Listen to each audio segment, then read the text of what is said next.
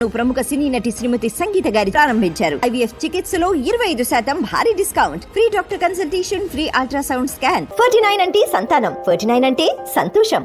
పోతుల సునీతకు TDP red signal. ప్రకాశం జిల్లా చీరాలకు చెందిన senior నాయకురాలు మాజీ ఎమ్మెల్సీ పోతుల సునీత టీడీపీతో రాజకీయం మొదలెట్టారు.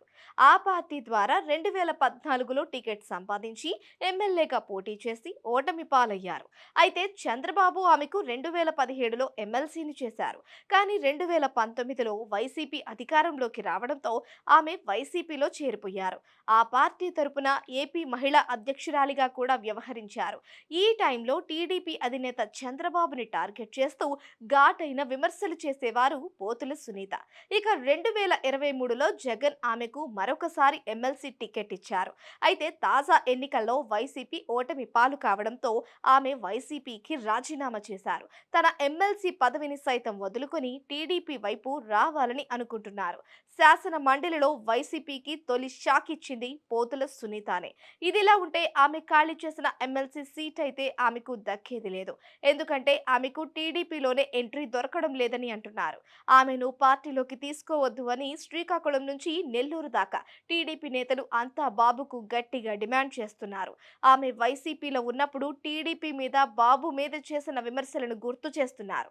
అంతేకాదు చంద్రబాబు ఎమ్మెల్యే టికెట్ ఇచ్చారు, ఎమ్మెల్సీని చేశారు. అయినా పార్టీ ఓడాక కష్టకాలంలో ఉండకుండా వైసీపీలో చేరి ఇబ్బందులు పెట్టిన ఆమె తిరిగి వస్తే ఎలా చేర్చుకుంటారు అని అడుగుతున్నారు. దాంతో పాటు చీరాలలో టీడీపీ నేతలు కూడా ఆమెను తీసుకోవద్దు అని ఆందోళనలు చేస్తున్నారు. ఈ నేపథ్యంలో టీడీపీ అధినాయకత్వం ఆమెకు రెడ్ సిగ్నల్ చూపిస్తోందని అంటున్నారు.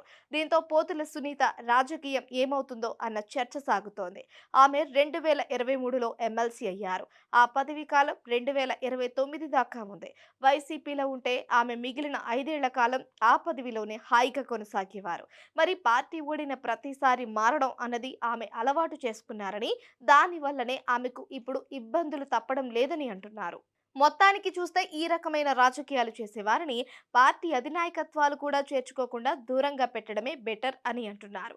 రాజకీయాల్లో గెలుపు ఓటములు సహజం, కానీ ఓడిన పార్టీలో ఉండమని చెబుతూ గెలిచిన పార్టీలలోకి వెళ్లి కండువాలు కప్పుకోవడం, అంతకు ముందు ఉన్న పార్టీని విమర్శించడం ద్వారా టెంపరీగా రాజకీయ ప్రయోజనాలు దక్కవచ్చేమో, కానీ లాంగ్ టర్మ్ లో మాత్రం పొలిటికల్ కెరియర్కే ఎండ్ కార్డు పడిపోయే ప్రమాదం ఉందన్నది పోతుల సునీత వ్యవహారం అని తెలియజేస్తోంది అని అంటున్నారు.